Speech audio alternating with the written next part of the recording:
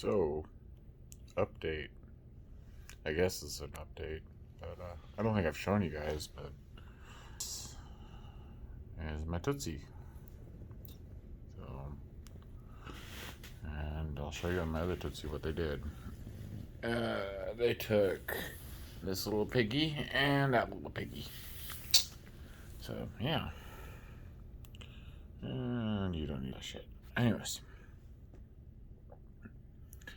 So, that's what's been going on with me. I've been doing that. I don't know. Just having fun with ice. Okay, I'm stoned. Anyways. A little bit about myself. I haven't really talked about this, but so my history with mental health goes back to when I was first out of school, or actually when I was 16, or even earlier than that. So both my parents worked at the state psychiatric hospital here. My mom is a psychiatric security attendant. My dad is a counselor.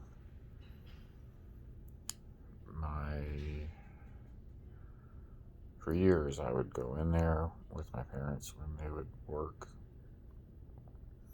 or pick them up. I would see patients walking around.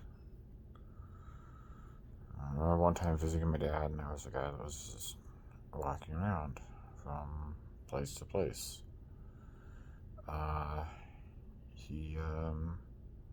He walked with a slight gait and walked kind of weird, jerky motion. I don't remember who the guy was. I never asked. But this was in the early 90s. Hell, maybe the early 80s.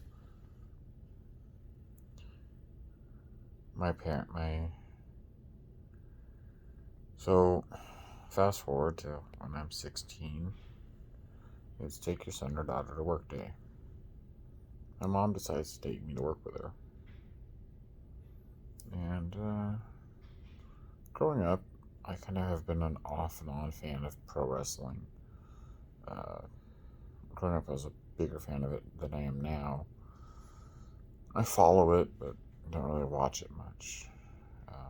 I have a DVD collection, and I'll watch the older stuff all the time, but not real big on the new stuff.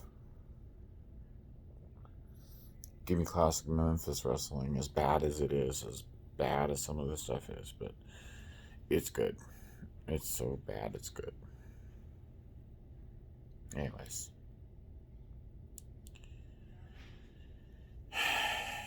I sat for 6 hours talking to one patient who was massive and known for tearing up units and assaulting people about pro wrestling. He enjoyed every minute of it. Fast forward a little later in life, I had just gotten my NAR and gone through the nursing courses and whatever. I didn't want to go get certified, so I work at a nursing home for a little while, and I come home and I'm crying every time I get home because I can't do it.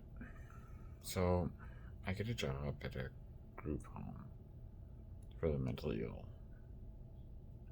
These are 15 mentally ill men who are at various stages of, mental illness. They're, some you wouldn't know, but others, you could tell there was something wrong.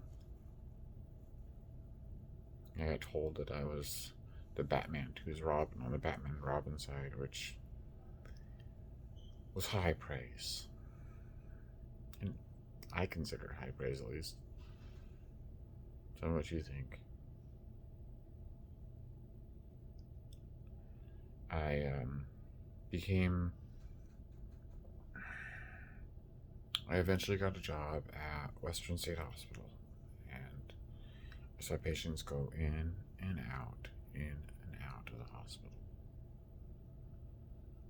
I saw friends, I saw people, leave the hospital, come back, leave the hospital, come back, commit petty crimes, come back. Because I didn't know how to get help on the outside. The system that we had developed didn't work. And then, you know,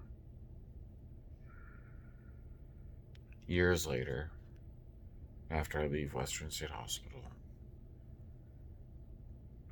I'm involved with this woman who I still think the world of. And I'm still disappointed, but she had a break when, after about 4 years of her and I being together. I'm not going to say that we had the worst relationship, because we didn't. It was actually pretty good. It had its problems, but I don't think it was anything that was too difficult. I dearly cared for her. But as I watched her decline, no matter what I did, I couldn't find the help that she needed. I couldn't find it. I couldn't get her help. I couldn't help this person who I loved. Even if it wasn't for me, even if I couldn't be with her, I couldn't help her. I struggled with that. I struggled with trying to find help for somebody I cared about.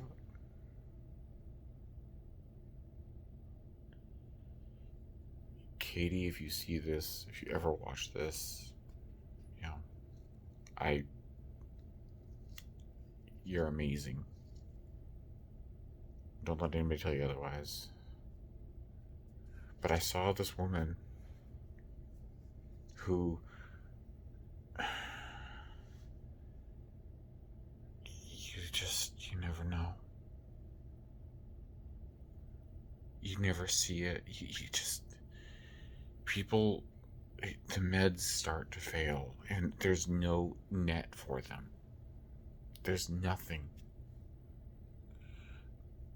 Especially if you're just above the level of being able to get the support you need.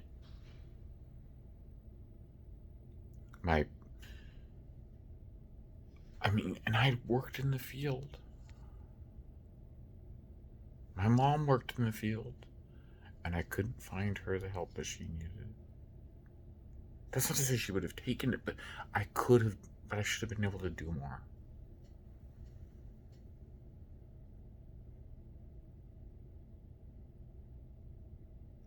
And this isn't even including my own struggles with mental health, where I've had depression, I've had suicidal ideations, I've attempted suicide myself.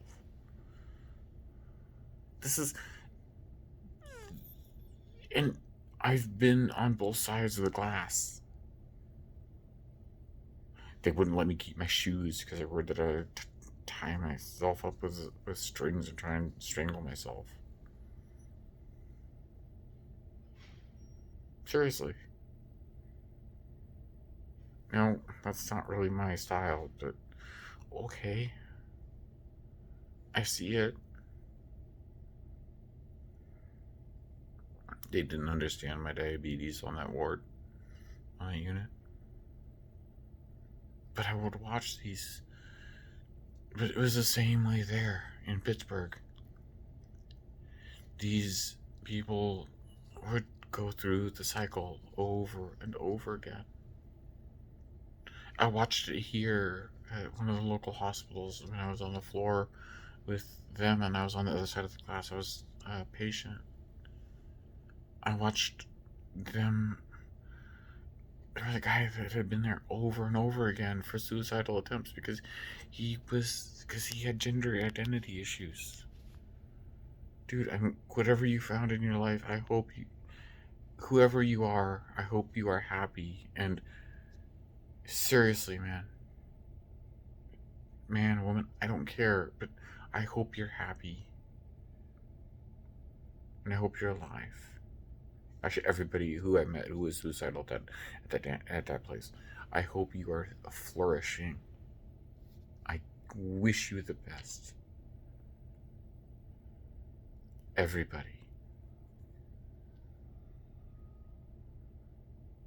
Then I get hooked up with something beautiful. A charity that I believe in. And I believe that we can make a difference. The advocacy can make a difference.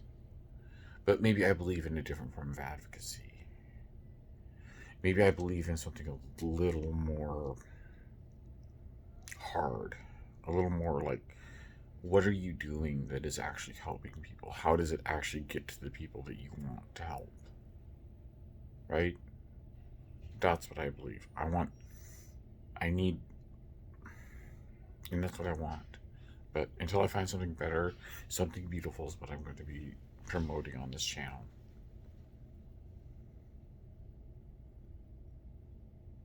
I wish there was a way that I could make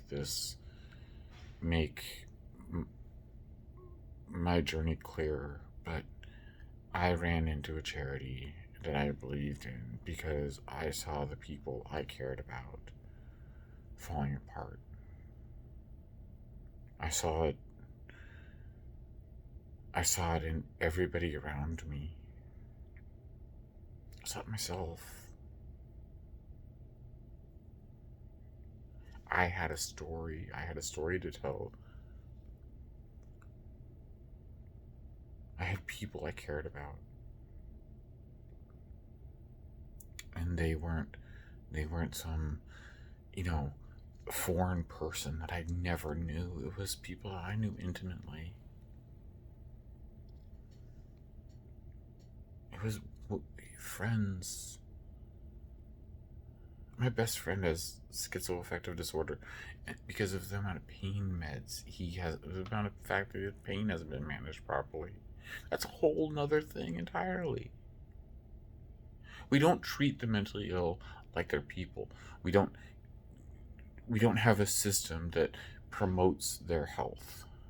We have a system that says that you need to be able to afford to take care of your mental health. You need to be able to afford the $700 Seroquel medication that you're supposed to take 800 milligrams of because you can't function without it. It tells you that you need these things, and by all means, take your medication if somebody tells you need them, because chances are you do. But that system isn't helping you, isn't giving you what you want. It doesn't have the support structure. It doesn't give you cannot find the support that you need. Can it? I mean, you can find bits and pieces of it. You can assemble your own support team. But can you go, if you have a psychiatric break, can you go to a hospital, you can go to a hospital, get a free institutionalization without committing a crime? Or do you have to commit a crime to get the help that you need? I don't know. I've seen that system over and over again. Patients having to commit crimes to get the help that they need. Petty crime. Oh, they took me off all my meds because they didn't feel I needed them anymore. What the fuck? Nobody tells you these things. This is the difference I wanted to make. I wanted to make it so that people could get the help that they needed. Maybe mental health awareness isn't necessarily all we need, because that's the hip thing. But what does awareness lead to? What's the end goal? What are we looking for with our mental health awareness? What are we looking for? Are we looking for a cure? Are we looking for the next best medication? Are we looking for better treatment? Because better treatment isn't found in this archaic system.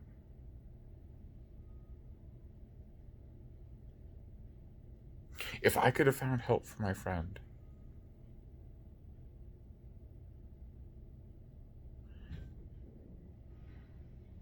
maybe she wouldn't be at a 7.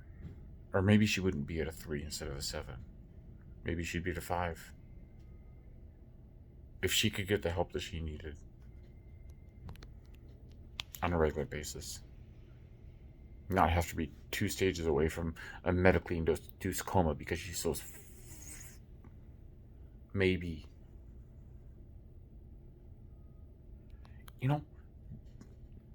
What are we doing? And then I meet somebody who has a different view but the same passion. And this person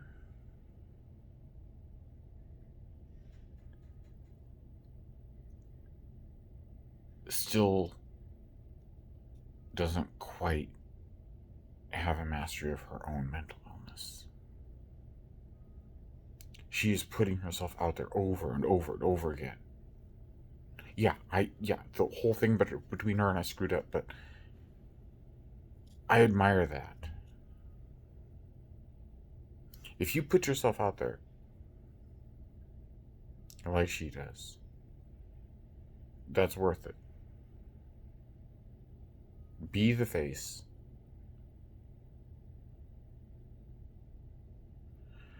Look, if you want to make a difference, find a charity to support.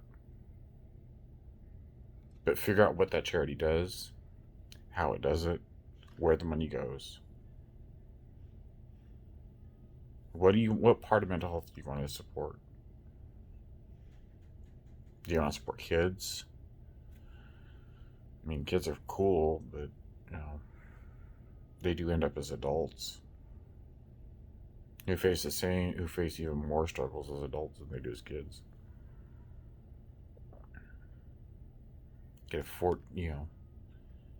These kids suffer.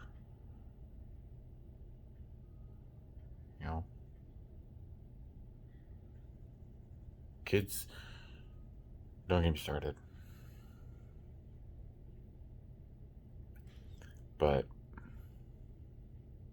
you can see that I'm getting better.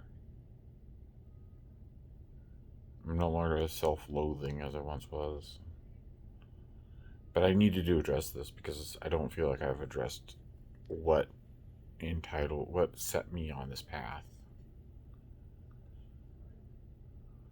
I mean, my own journey is a labyrinth of chronic condition and mental health, but love you all. Take care. Bye, everybody.